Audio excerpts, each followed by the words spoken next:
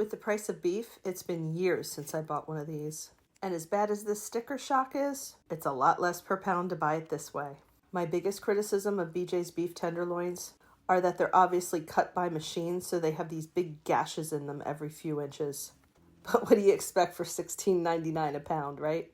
Here's how I like to clean them up and cut them into steaks. There's not a lot of fat on these, and I like to keep what I can on there, but the tendon here has to go. I use my boning knife because it's a long, thin blade. Then I angle it up toward the tendon and gently saw. This prevents too much meat from coming off with the tendon. I take as much of this off as possible because you're just not going to be able to chew that.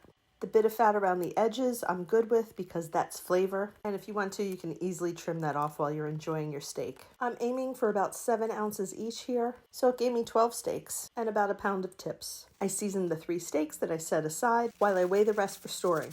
Each gets wrapped in wax paper and then foil. Then I write the weight on each in a Sharpie. Then into a labeled freezer bag, which I first put in the fridge to make sure they're nice and cold before I freeze them for long term. I don't like to put the meat that's been out directly into the freezer. I like to chill it first so that any ice crystals that form are smaller. Larger ice crystals will make your meat mushy. And at $16.99 a pound, I'm not having that. We'll eat these this summer, but they'd last in my chest freezer for a year or so if I needed them to.